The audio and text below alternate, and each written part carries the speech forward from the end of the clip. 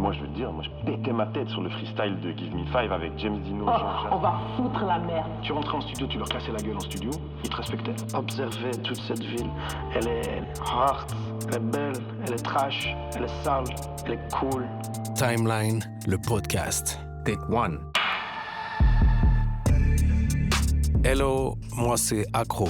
J'ai commencé le rap en 93 et j'ai fait mes armes avec Starflame jusqu'en 2004. J'ai sorti plusieurs albums, développé plein de projets et m'occupe aujourd'hui de Tarmac, le média digital de la RTBF. Bienvenue dans Timeline, une belge histoire du rap, le podcast. Dans cette série, je pars à la rencontre de la crème du rap belge pour des entretiens exclusifs et approfondis. Comment notre rap a évolué depuis son origine il y a déjà 40 ans? Comment les Belges ont développé leur carrière à l'international? Quelles ont été leurs inspirations depuis tout petit, au nord, au centre comme au sud du pays? Qu'est-ce qui marque des différences entre les générations ou les relie encore? Une série d'invités de choix m'ont donné de leur temps pour répondre à toutes ces questions. So let's go! Si je devais donner un top 5 des artistes belges qui cartonnent dans la nouvelle génération, il en ferait certainement partie. Aussi doué sur scène qu'en studio ou dans sa com, Pete est parti d'une colocation et de délire avec le 7-7 pour créer enfin son propre univers. Chirurgien des lives, skater à ses heures perdues, bruxellois parmi les bruxellois, cet ancien serveur de pizza titille tout le marché francophone. Comment a-t-il commencé à rapper? Quels ont été ses modèles? À qui donne-t-il du crédit? On s'est posé une après-midi dans le mythique studio ICP pour répondre à ces questions. Pete est accoudé au piano, son micro est prêt. Interview confinée. Let's do it.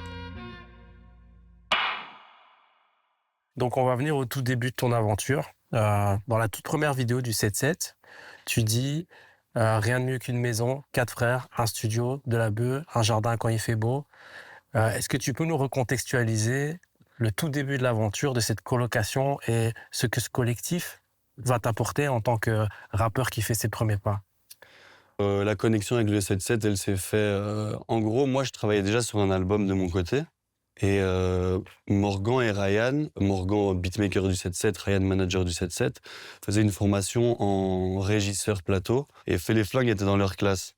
Et en fait, Morgan et Fait les Flingues se connaissaient de l'internat, tu vois. Du coup, il y avait déjà une petite connexion entre eux. Et on était en plein dans le son avec Morgan. Du coup, on a commencé à faire du son. Petit à petit, Fait les Flingues venait souvent chez nous faire de la musique. Et on a directement décidé d'habiter ensemble, en fait, tu vois. Du coup, on a habité dans une maison numéro 77 à Laken. Et là, j'étais encore en train de travailler sur mon album. Avec Félé, on a fait un son. J'ai faim, j'appelle mon chauffeur, direction le colonel Black Angus Bleu. Le fameux son Black Angus, qui devait être sur mon premier projet solo. On a fait un deuxième son qui s'appelle Canal. Et là, Félé, il m'a dit, viens, on fait un groupe direct, tu vois. La connexion, elle s'est faite super naturellement. On s'est amené un truc chacun à l'autre. Je pense Félé, il avait déjà tout un background où il avait une grosse expérience de scène. Il était beaucoup dans les flows, tu vois, genre comment bien rebondir sur une prod. Moi, j'étais beaucoup dans l'écriture multisyllabique. Et je pense lui m'a apporté ce côté où le flow est très important dans le rap, tu vois. Et moi, je lui ai peut-être apporté un truc plus mélodieux parce que je m'amusais aussi déjà à chanter un peu sur les prods, tu vois. Et du coup, l'ambiance dans la maison, elle se passe comment dans cette coloc? En fait, tu rentres dans la maison et puis t'as un escalier qui descend dans la cave et le stud est juste là, tu vois. Du coup, ce qui se passe, c'est que moi, quand je rentre du travail, je vais dans le stud, parfois Flingue est là. Inversement, lui, il rentre du taf, il est dans le stud. Moi, du coup, quand j'arrive, il est déjà occupé à travailler sur quelque chose. Souvent, ce qui se passe, c'est que moi, je fais des prods, je commence à écrire des trucs, et puis lui, il rentre du taf, il arrive dans le studio, je lui fais écouter, il me dit « Oh, trop chaud, posé dessus ». Et puis ça se fait comme ça, naturellement. Genre Black Angus, de base, moi, c'est un son que j'ai fait, que je pensais prendre pour mon album. Et j'avais même pas pensé à Flingue dessus. Et c'est lui, en arrivant au studio, il m'a dit « Oh, trop chaud le son, vas-y, viens, on taffe un truc, tu vois. » Et moi, ça me plaisait de bosser avec quelqu'un aussi, parce que, tu sais, il y a un moment où c'est important d'avoir des gens qui t'entourent. Et puis même, c'est plus chouette parfois de partager un morceau à deux. Ça va plus vite aussi. Mais au-delà de la musique, t'as toujours dans tes vidéos ce côté collectif, communauté, crew. Est-ce que c'est important pour toi d'être affilié à des gens? Parce que tu commences en disant moi je visais un album solo, puis j'ai fini sur un groupe. Donc quelle place prennent les collectifs, la bande de potes dans ta vie? Je pense que c'est super important déjà pour avoir un avis externe. Je pense que même les gens qui font du solo sont entourés, hein, t'es jamais vraiment seul. À côté de la musique, on vivait tout un truc de potes, on sortait ensemble, tu vois, il y avait ce truc très innocent, on était jeunes, on se marrait, tu vois, du coup on faisait les cons ensemble, on vivait plein de trucs à côté de la musique, ce qui permet aussi de raconter des choses dans ta musique. Si t'es tout seul et que t'es pas trop entouré, et que ta vie c'est studio, t'as plus grand chose à raconter. Du coup, pour moi, c'était très important d'avoir un collectif. Et aussi, le truc, c'est que ça permet de déléguer des tâches à certaines personnes et pas tout faire tout seul. Par exemple, Ryan, notre manager, au début, c'était pas notre manager, tu vois, c'était juste un pote qu'on a rencontré, qui fait l'aventure, qui voulait un peu participer au projet en faisant une vidéo par-ci, un montage par-là. Puis petit à petit, il a commencé à nous amener à des concerts, à gérer un peu tout ce qui était logistique. Et puis petit à petit, c'est devenu notre manager. Mais de base, on était juste un groupe de potes et chacun voulait avoir un peu sa place dans ce collectif et amener un peu son truc dans ce collectif, tu vois. Dans ce groupe de potes, il y a à un moment donné une femme qui est dans l'aventure, Blue Samu. Ouais, tout à fait. Tu peux m'expliquer comment elle arrive dans l'aventure et qu'est-ce qu'elle apporte au collectif? Blue Samu, en fait, on l'a rencontré à un concert à Anvers. C'est Morgan et Ryan qui ont été à Anvers et qui l'ont découvert là-bas. Et très, très vite, ça a matché. Nous, on est tombés amoureux de Blue. Enfin, genre, comment elle rappait et tout, l'énergie qu'elle avait, tu vois, c'était... Et je pense que ça a ramené... En fait, je pense que ça s'est fait très naturellement et c'était... Non, c'était évident pour nous qu'elle soit dans le groupe. C'est parfois, tu rencontres des gens que tu n'as jamais vus. C'est comme si tu les connaissais depuis 10 ans, tu vois. Et avec Blue, je pense que c'est ce qui s'est passé. C'était le destin, quoi. Elle devait faire partie de cette aventure-là, tu vois. Après, nous, on l'a aidée dans ses projets. Morgan et moi, on faisait des prods. Du coup, on a beaucoup travaillé sur son premier projet, où d'ailleurs, on a un feat à deux qui s'appelle Nati.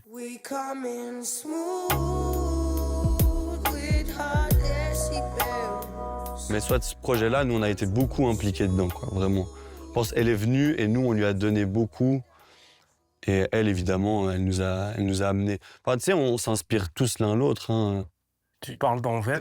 Et à quel degré l'identité bruxelloise que tu continues à travailler jusqu'à aujourd'hui, en fait, même par rapport à un marché comme la France, est-ce que le début du 7-7, vous êtes juste dans un kiff entre potes, ou est-ce que vous imaginez déjà dépasser les frontières avec cette identité bruxelloise, et à quel degré elle compte, cette identité? Nous, on a déjà des beaux exemples comme L'Or du commun, Roméo, qui arrivent avec des identités très bruxelloises, très second degré. On se prend pas trop la tête non plus. On aime bien la rigolade, on essaie quand même de parler de sujets. Si tu vas creuser un peu dans nos albums, il y a quand même des sujets qui sont moins drôles.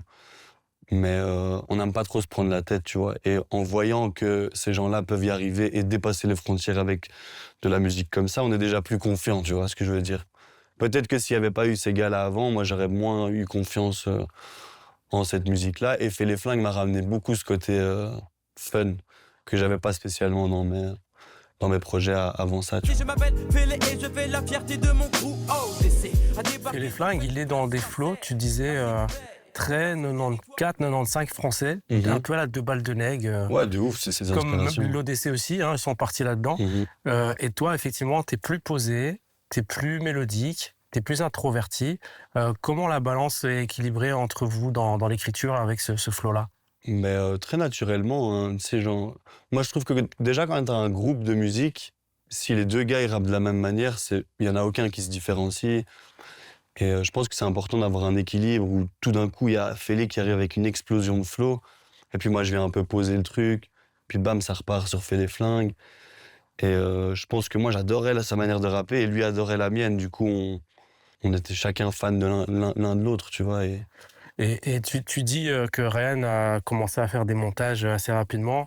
J'ai l'impression que pour votre génération, est-ce que c'est par rapport au digital, les stratégies réseau, etc. Mais le fait de se filmer, de monter et d'essayer des choses différentes, c'est très important pour vous dans votre com. Et par exemple, dans le clip Lady Baller, tout est précis quand je pose. Qui a eu cette idée démentielle de faire rapper un rappeur dans une foufoune? Pour le clip Lady Baller, on a fait appel à un gars qui s'appelle Emilien Weckmans. Et c'est lui qui nous a apporté l'idée directement. Tu vois, c'est même pas une idée qui vient de nous. En tout cas, moi, je me rappelle pas que ça venait de moi, en tout cas. Mais quand il nous donne l'idée, nous, on est en mode... ouais. Tu sais, on aimait bien un peu marquer le coup et sortir un peu du lot et faire des trucs un peu qui marquent les esprits, quoi. Ouais, vous dénotez pas mal quand vous êtes avec vos buildings, vos combinaisons. Il y a un côté très Beastie Boys dans le 7-7. Ouais, de ouf. Que moi, en fait, je connaissais pas... Enfin, je connais les Beastie Boys de nom, mais jamais ça a été une inspiration pour moi. Et je tiens à le préciser, vraiment, Fait les Flingues a une place très importante dans la direction artistique du groupe. Et nous, on a suivi parce qu'on trouvait ça trop fun. Et clairement, quand à l'image, t'as un truc très coloré avec... tu sais, les lunettes, ça devenait vraiment notre marque de fabrique. C'est important, comme ça, les gens, ils se rattachent à des choses au niveau de l'image, tu vois ce que je veux dire? C'est comme quand il a fait la petite publicité avec les Big Jim. Incroyable. Incroyable. Le truc avec les figurines. Ouais. Mais tu sais, nous, quand il a fait ça, c'était un stade... Fait les Flingues, il a parfois des zines comme ça, où il part dans des délires. Et tu sais, nous, parfois, on est occupé de faire un album, on dit « Mais Flingue, il faut faire de la musique, là. Arrête avec tes trucs, là, tes délires de... » Puis on voit le résultat, on dit « Ouais, frérot, c'est bon. Fais tes trucs, tu vois. » Mais ça, c'est lui qui a eu cette idée-là avec Victor Verkamen. Avec le nouvel album du 7-7, le public part en délire. Et donc, pour toi, jusqu'à aujourd'hui, quelle est l'importance de se démarquer dans les clips par rapport aux réseaux sociaux? Ça devient de plus en plus important. C'est de plus en plus important. J'ai même l'impression qu'on arrive dans une ère où l'image devient presque plus importante que la musique, tu vois. Et moi, je vais pas dire que c'est quelque chose qui me plaît particulièrement parce que je pense que ma musique est plus forte que mon image. Mais en fait, il faut évoluer avec son temps aussi et c'est important de faire attention à l'image aussi. Ouais. Comment tu travailles ta communauté pour l'amener de ce monde YouTube, Instagram, virtuel, à être vraiment avec toi dans les pogos et te suivre comme si c'était vraiment ton crew, quoi?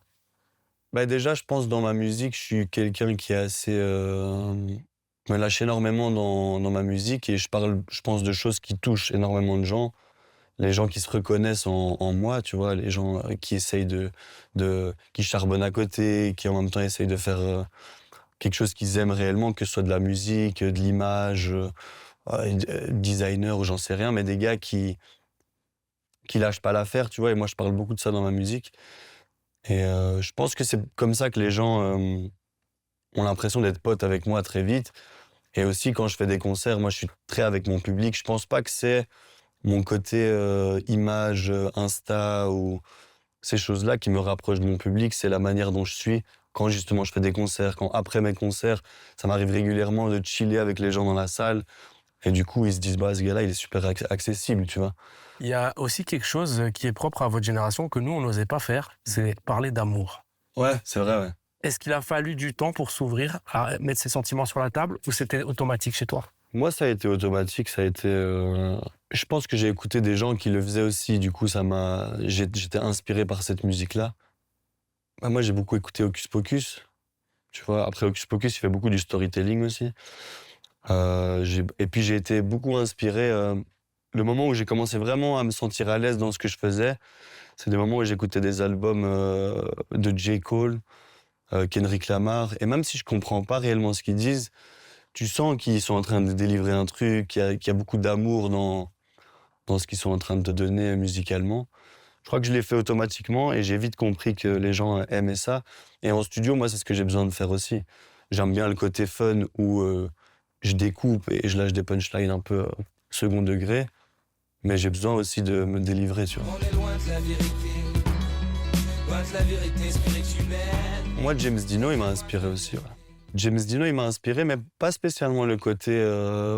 parce que lui, il avait un côté fun aussi. Moi, c'est plus... Il y a un morceau de lui qui m'a, genre... J'aime trop, tu vois, quand je l'écoute encore aujourd'hui, j'ai des frissons. Ça s'appelle « Cherche le bonheur, l'énergie, le bien-être ». Cherche le bonheur, l'énergie, le bien-être. Et ça, c'est un truc, tu vois, parce que James Dino, les gens le comparent souvent au gars un peu marrant. Les blancs savent pas danser.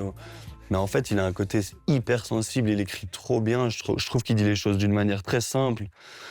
Et que t'as pas besoin d'aller ouvrir ton dico ou tendre l'oreille trop fort pour essayer de comprendre ce qu'il dit. Non, il dit les choses. Et puis là, tu vois, pour moi, c'est un peu le Brel du rap. Parce que la manière dont il va exprimer les choses, il va donner de l'intonation dans ses mots qui va faire que c'est captivant, tu vois.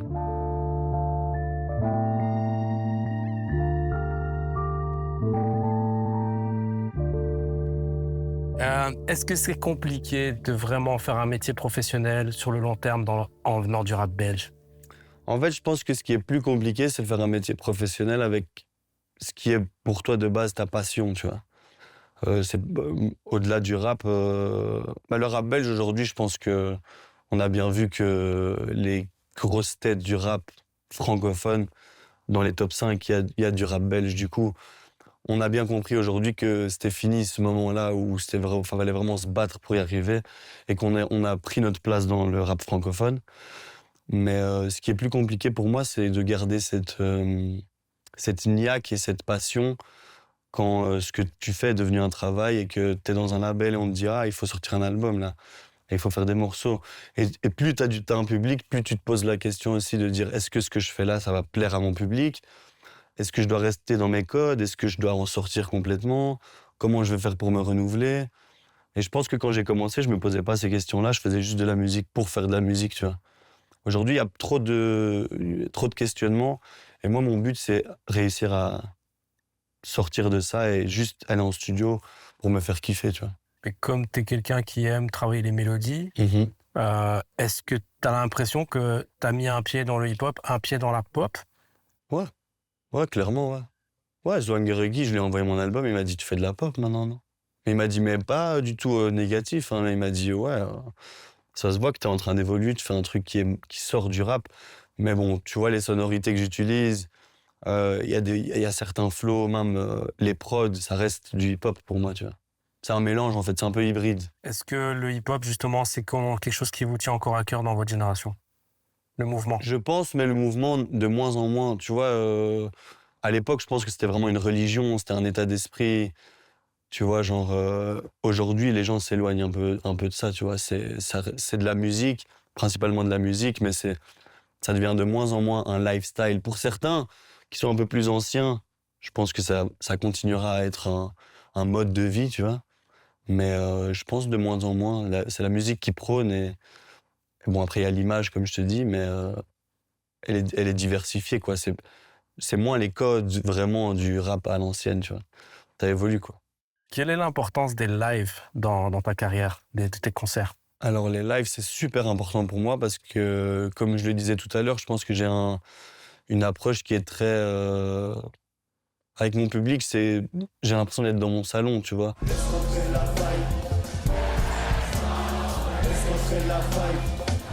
Je suis très vite très à l'aise. Moi, j'ai besoin, quand je rentre sur scène, il peut y avoir 100 personnes. Si j'en vois 2, 3 qui chantent mes paroles, il y a un regard qui se fait, bah, ça m'aide de ouf. Et puis je pense pour promouvoir sa musique, c'est très important. Moi, il y a déjà des gens qui m'ont dit, l'album en studio, j'écoute pas spécialement, mais je t'ai vu en live et ça m'a donné envie d'aller écouter ta musique. Plus, tu vois.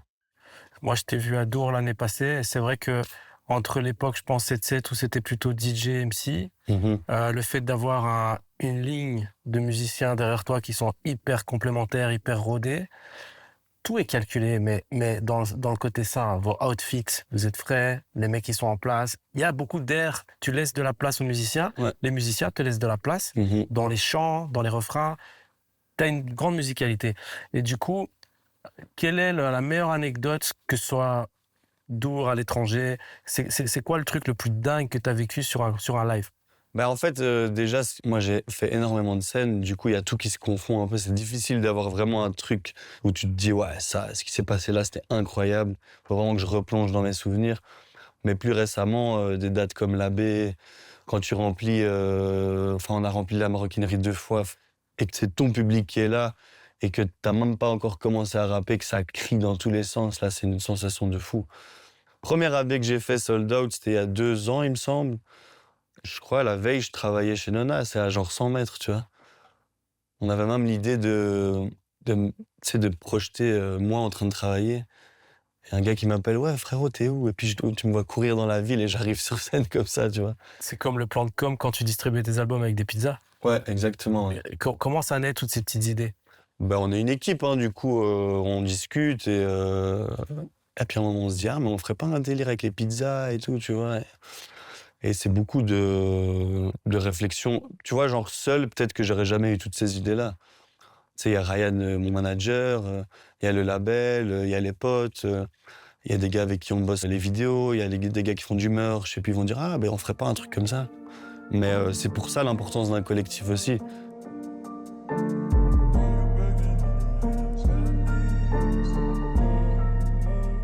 On va parler de ta complicité avec Roméo. Qu'est-ce qu'il représente pour toi et comment tu analyses votre complicité? Mais moi, je me souviens, j'avais sorti un morceau qui s'appelle Frère. Les gens se prennent la tête pour des futilités.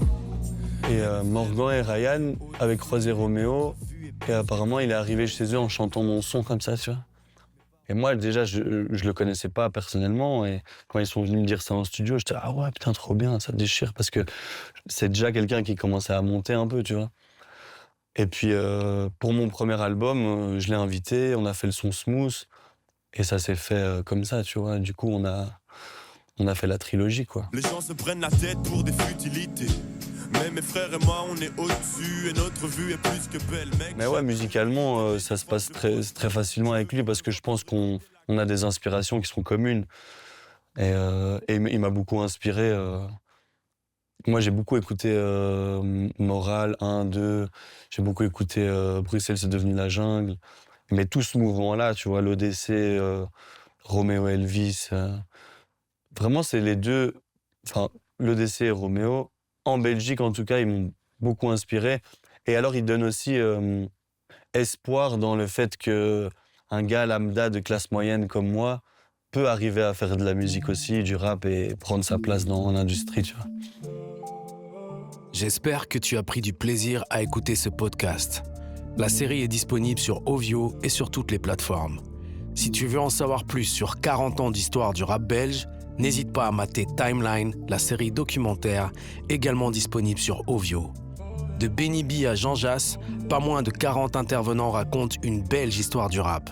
C'est rempli d'archives et d'anecdotes, de quoi te donner les clés pour comprendre l'évolution du rap belge. À bientôt.